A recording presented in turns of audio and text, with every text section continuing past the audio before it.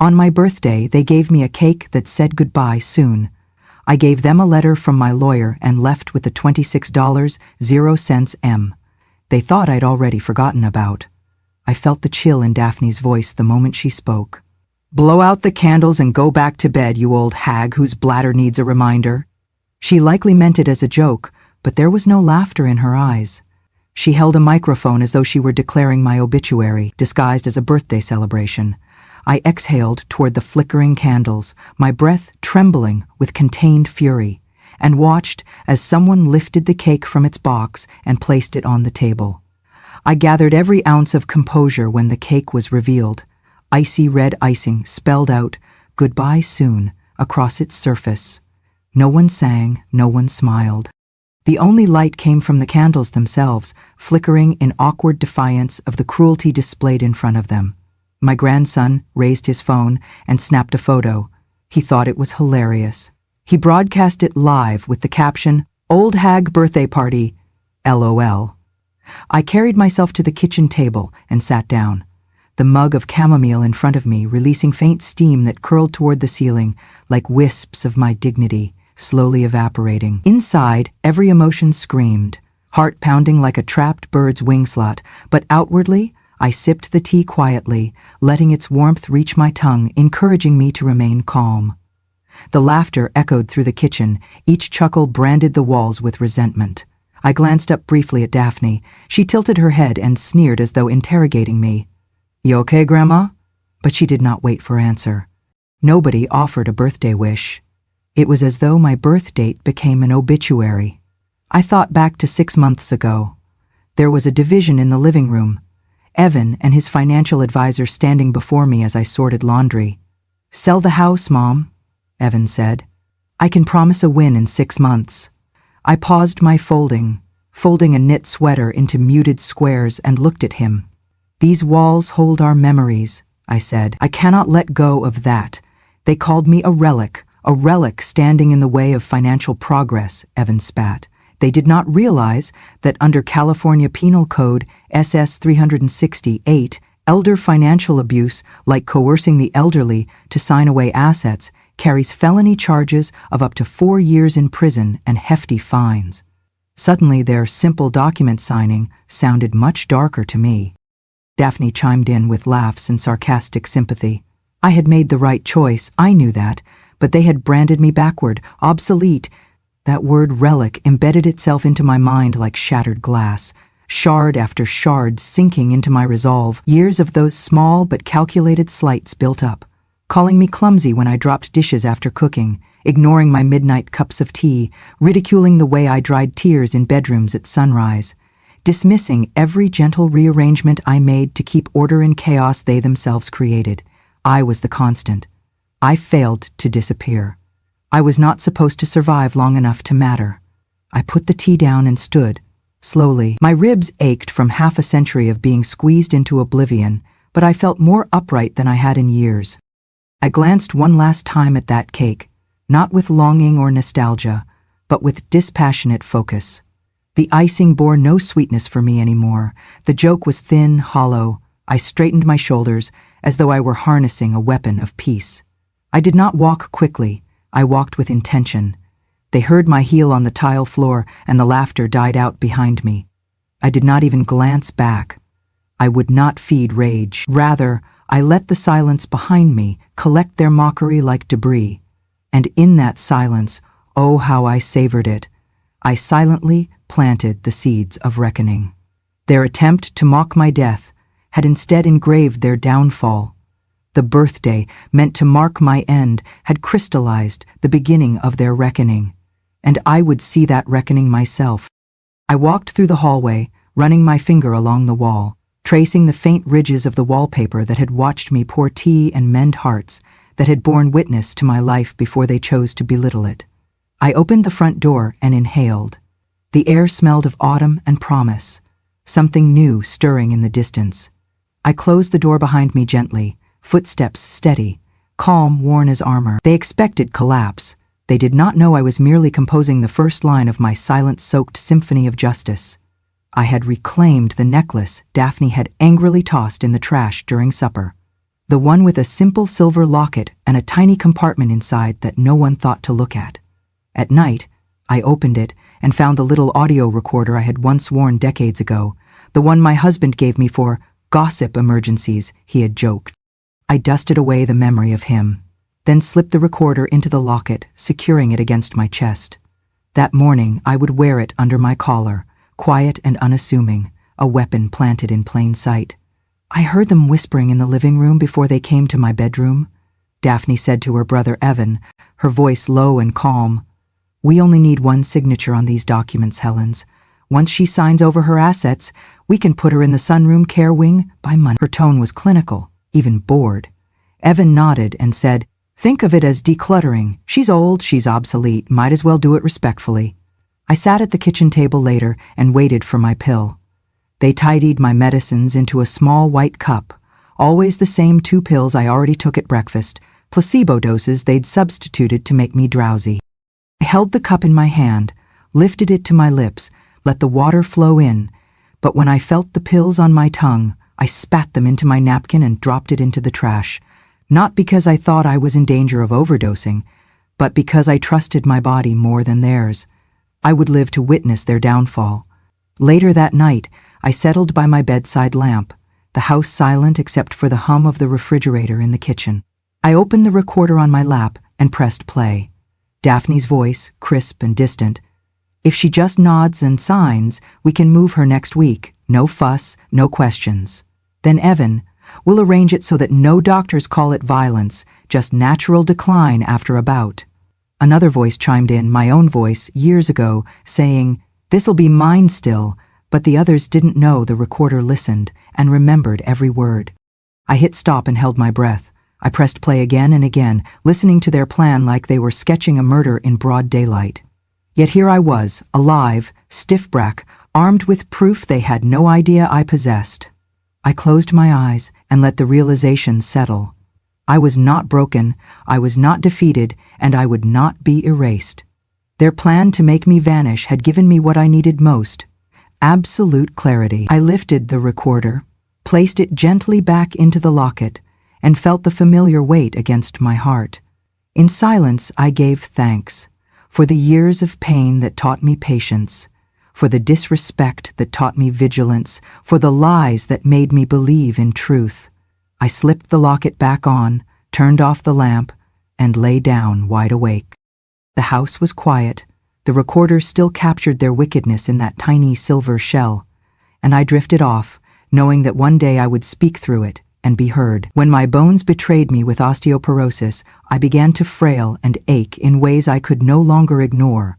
One night, I sat at my kitchen counter with trembling hands, staring at the bowl of food scraps beside me, and wondered if waste could be transformed into something better, something alive, something that might help, not just me but others. I scavenged every scrap of research I could find on microbial fermentation and anaerobic digestion, then began experimenting in my spare room, repurposing my old crockpot and kitchen scraps into a rudimentary bioreactor. By trial and error, I identified a strain of fibrolytic bacteria that could break down cellulose from vegetable peels, converting them into a rich protein paste we all knew as tempeh, but she could produce it faster and with far higher nutrient retention. I named it Nutribiome, and it became my secret laboratory miracle. I did not tell anyone. I mixed the fermented paste into soup for a neighbor whose diabetes had made her weak and brittle.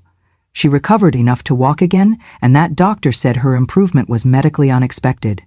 Once, when a community center ran short on protein for a luncheon, I left a container by the door, labeled "Homemade for Sharing." They called it gross and experimental, and one young woman texted, "Elderly lady making lab goo like a Marvel villain." I laughed that day, but deep down I felt a spark. They thought I was a clown for it. Daphne mocked me at brunch. "Still doing your creepy science, Grandma? You and your old jars of bacteria?" Evan pretended concern when I refused to wear the fancy orthopedic shoes they bought me, saying, "You are stuck in a time capsule, Mother." I let them talk. They did not deserve the truth. At night, after I returned from the grocery store, I slipped into my spare room and inspected my next batch. The liquid fermented into thick, golden sludge, and I measured protein content with a small handheld meter that beeped affirmingly. Each day I refined it until Nutribiome could stand alone as a fortified meal for an older adult without any supplements. I stored dozens of jars in my pantry, fermenting silently behind canned beans and expired tea bags, as witness to the stubborn genius of someone they called outdated. Once I delivered a jar to my neighbor with bronchitis, and she recovered faster than the nurses expected. When the community center noticed that 3 of their clients stopped losing weight, they offered me a carton of milk in thanks. I accepted it and smiled, then threw the carton away discreetly, because acceptance from them would have meant nothing. They did not understand what real health looked like. They only measured speed and flash and social approval. And so I kept Nutribiome to myself, preserving it like time capsules of what I had built while they criticized me. I did it quietly, because they thought I had become obsolete. They believed the smart world belonged to tech bros and influencers who knew how to pout selfies, not to an old woman fermenting food waste into life. But all the while, I imagined the horror on their faces when they realized the truth. That the person they dismissed as an old science project was the very one who had discovered a nutritional breakthrough that could sustain the elderly, the impoverished, the overlooked. They did not know yet, but one day they would. When I sit now in the dark with a jar of Nutribiome in hand, its odor earthy and wholesome, I taste on my tongue the sweetness of vindication. This is not a paste from garbage. This is nourishment, resilience, proof that even discarded waste can become salvation if you understand fermentation, transformation, and the quiet persistence to persevere.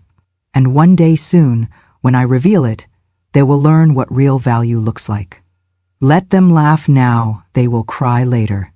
The next morning I placed the letter on the dining table in plain view, an envelope thick and formal, bearing the name of my lawyer, enclosed with a single, chilling instruction, handwritten at the flap: to be opened when you think I'm dead. I turned, buttoned my cardigan, took a deep breath, and walked out the front door as though I were going for a simple errand. Just before I closed the door behind me, I walked to the end of the hallway and picked up the local newspaper left folded on a chair. I turned it over my shoulder so that the front page, an article about a new generation of synthetic proteins, lay open, a quiet foreshadowing of the harvest I had planted from scraps. Holding the door handle behind me, I felt Daphne's eyes on me, narrowed with confusion and malice. She called out, "Grandma doesn't want to come in for breakfast? She's lost it, baby. Now she's losing her mind." Her voice cut through the morning like a rusty blade. I did not answer. As I walked down the driveway, I typed a short message into my phone for my grandson Vincent. I remember everything. Just that. No emojis, no weakness. He read it a moment later and replied with 2 tears of joy emojis, but I did not look at my phone again until I was halfway down the street, where the mailman lurked on his route. Daphne shrieked behind me so that the windows rattled. "She's completely gone, losing millions on fairy bacteria nonsense." Her voice shattered the quiet I had carried from my front porch. I turned my collar up against the morning breeze and continued walking. Her words were meant to shame me, but instead they freed me. I felt the chill of obligation peel away. I passed a row of maple trees turning gold in early autumn, their leaves fluttering like ticker tape. Cars passed without honking. A jogger nodded politely as she ran past. The quiet dignity of all that movement contrasted sharply with the chaos I had left behind in that house. I stopped outside a small cafe I had never visited but had seen from my kitchen window. I walked in with an upright posture, the envelope in my bag, and ordered herbal tea and oatmeal with berries. The barista asked, "Happy birthday, by the way," and I nodded and whispered, "Yes, it is." I took a seat by the window and stirred the oatmeal slowly, watching steam rise, tasting strength in the warmth. Behind me, phones pinged with social media notifications from the live stream they broadcast last night. Someone likely shared a screenshot of the cake. I let that news buzz pass over my shoulders like a breeze. I opened the menu, ran my fingers along the page, and realized I had already claimed the quiet power of the future. Outside, a woman walked her dog and smiled at me. I smiled back, though my cheeks were overwhelmed with tears held inside. I did not cry. I would not let them see that. But the silent apology on my face was, for all the nights I pretended not to notice their dismissal, now they would understand, and tomorrow that letter would force them to face it.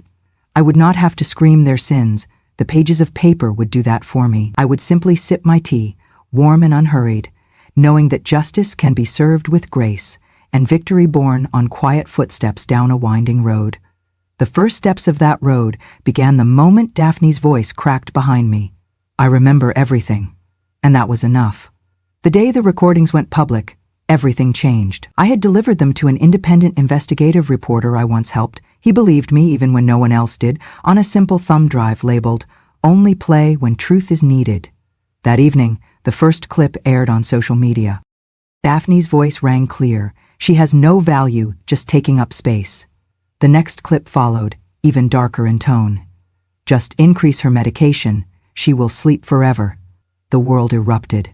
People recoiled in horror, collective outrage ignited under microbe grandma, an ironic tag that snared the grotesque underbelly of cruelty. My story broke across platforms, trending nationally in a way I never could have predicted. Talks bubbled on podcasts. News anchors called it elder justice in the digital age. Nutrition advocates, registered dietitians, and scientists began references to my work. Nutribiome was dubbed the silver nutrient revolution in the headlines. A delegation from the California Nutrition Association invited me. Some were shocked it was me.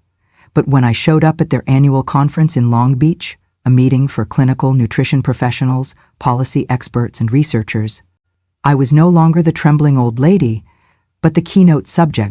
They showcased what Nutribiome could do, a sustainable, plant-based protein source for seniors, validated by academia, created in my kitchen.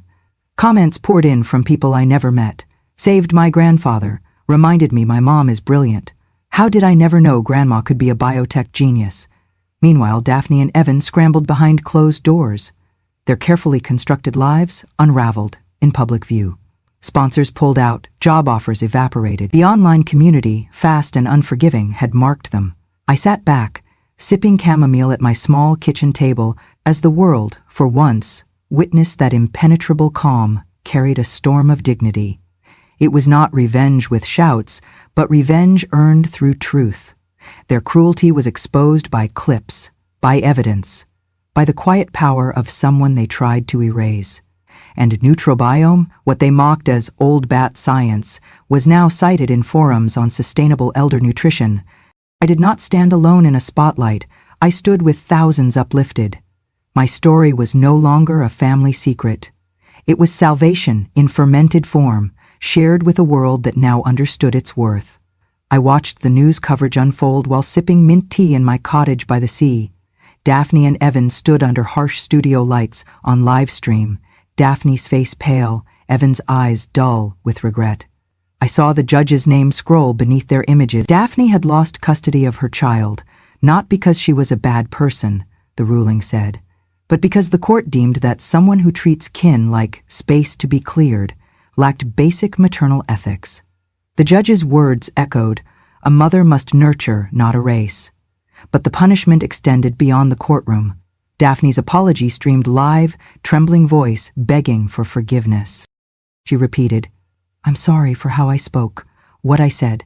But the internet had lit a bonfire. Comments flooded in all formats, text, video reactions, even memes. One message looped on the screen. "You treated your mother like garbage. Now you're living like a criminal. Criminal family." Daphne's apology video registered more hate comments than views from genuine sympathizers. Upstairs, Evan's phone pinged relentlessly. He had been fired the moment his employer ran a background check. The toxic mix of public outrage and fading credit score sealed it. They traced a loan application submitted in the past week. He'd made the underwriting team suspicious, with changes in account activity. Within 48 hours, he was unbanked, behind on bills, and forced to apologize with a handheld sign, "Rotten Son," trending with angry emojis across platforms. I did not watch their live streams after that first broadcast. Instead, I asked my granddaughter to mail me a second cake, plain vanilla, with the icing words, "Hello World," in classical handwriting, just enough to acknowledge the absurd notion that the world was still watching and I was still here. I placed the cake on my kitchen counter and sliced a piece slowly, deliberately, letting the soft crumb dissolve on my tongue. I thought of how they once dismissed my cooking as moldy scraps, and how now, even that cake felt like triumph. In the weeks that followed, local community centers invited me to speak about elder disrespect and recycled food solutions. My small cottage became a place where researchers, journalists, and elders alike stopped by, some with cameras, others with homemade muffins, but all with the same question: how do we support people like Helen Archer? Meanwhile, Daphne and Evan were careful to stay indoors. When they went out, neighbors whispered behind curtains, calling them the unchildren, a cruel but accurate epithet for people whose cruelty had broken the family they thought they owned. The real tragedy was not jail time, there was none, but living every day with the moral weight of who they had been and who they lost in the process. Days passed, and I noticed the sun setting through the kitchen window, brushing my shoulder with gold. I smiled when I walked past the cake. "Hello, world," it said. Yes, that was it. In a world that tried to erase me, I had said hello, softly, firmly, and forever. And the world, finally, was listening. I live now in a small cottage nestled near the edge of a serene lake, where mornings echo with the quiet call of ducks, and evenings hum with cicadas. The house is modest, weathered cream siding, a front porch where I drink my tea, and windows wide enough to watch the water's gentle lapping. Here I write. My keyboard clicks out daily entries into a public blog I started, Second Harvest Senior Nutrition. On that blog I share the science of Nutribiome in plain language, recipes, stories of neighbors who've regained strength, and advice on how others might ferment home scraps into protein-rich sustenance. It is not about fame. It is about giving what I can to elders who cannot afford supermarket protein powders or fancy supplements. Weeks ago I glanced at my phone and saw an ad in the local online classifieds. House for sale, urgent, moving out of state. The picture was of Daphne's old house, and it hit me with a strange pang. She had left. No final confrontation, no tearful closure, just a hastily typed headline and new listing. The absence felt like an apology enough. I allowed myself a soft smile, turned back to my blog draft, and kept writing. Nutribiome is now available to any community center or home-based caregiver in California. No cost, no strings, no profiteering. The public license states explicitly that its formula remains open source and unpatented. Every elder deserves access to real nourishment, not empty calories. Nonprofit clinics in 3 counties have planned pilot programs. Research institutions have asked to study its effect in low-income senior populations. A tabulation quietly circulated by public health officials estimated that over 100,000 seniors have benefited from nutrition home kits containing Nutribiome packets, revived weight, improved hemoglobin, renewed energy. I have never been on a single TV show. I have not done interviews, not accepted applause, but every week, letters arrive, handwritten envelopes in meaty handwriting from women in their 80s and 90s, thanking me for making age feel alive again. Lines like, "Thank you for reminding me that being old is not over," or "I dine again because of your fermented stew." I read them on my front porch, with tea in hand and tears on my cheeks. On market circuit days, when the lake mist rises like blessing smoke, I drive to the town farmer's stand. I exchange Nutribiome for leftover banana peels and carrot tops, tiny compostable trade for tiny scraps that feed another batch. The vendors know me. They wave knowingly. I smile back and tuck their produce into a paper bag that already holds glass jars of Nutribiome fermenting on my countertop. Once, I ran into an old friend, Joan, who once called me that crazy lady who plays scientist. Joan leaned close, placed her frail hand in mine, and whispered that she had survived a winter of no appetite after her husband passed. But this summer she walked outside, tender to her grandchildren, because she added Nutribiome to her soups. No official report could capture the dignity in her eyes. Sometimes I walk down to the water's edge just before sunset. I drop a jar of used cultures into a small compost basket I bring. I watch the fire-roaring sky ripple over the lake and think about how we become more ourselves in silence, away from judgment. My cottage stands alone now, but it is a place of refuge, of subtle healing. I see the world now through the lens of stewardship, not inheritance. I touch my age-spotted hands and feel pride. They are hands that built science out of scraps, love out of ferments. I never needed their praise. I needed only to know, in the humility of each stir in my crockpot, that I saved more than data. I salvage possibility. When I close my laptop after a blog post, the lake whispers outside. We are still here, it seems to promise. And yes, that is the truth. I survived their erasure, saved lives with humblest means, and now live in quiet harmony. Peace is not the absence of conflict. It is living on your own terms, fermenting change, day by gentle day. The door tapped gently, a quiet knock I knew only one child in my life would make, knowing my cottage, knowing the rules. I opened it to find a little girl, about 7 years old, face framed by soft curls and big curious eyes. She carried a small cloth bag, and behind her a woman who had once been a beneficiary of Neutrobiome's gift. My neighbor from the city, recovering from illness last winter. Now she stood smiling, though she did not speak. The little girl offered the bag and said shyly, "Grandma Helen, a gift for you." Inside the bag was a drawing, stick figures of 2 hands holding a spoon over a steaming bowl, labeled Neutrobiome. On the back, in careful lettering, an inscription, "Thank you for making Grandma's soup taste like sunshine." I knelt and took the girl's hand. In the kitchen, I poured us both a cup of chamomile tea. I asked, "Are you afraid of being old someday?" She looked at me solemnly, shook her head and said, "I think getting old like you is super cool." I smiled and brushed a curl off her forehead. "Getting old is not frightening," I told her. "The only thing to fear is growing old and being forgotten. But when you live with purpose, when you pour your heart into creating what nobody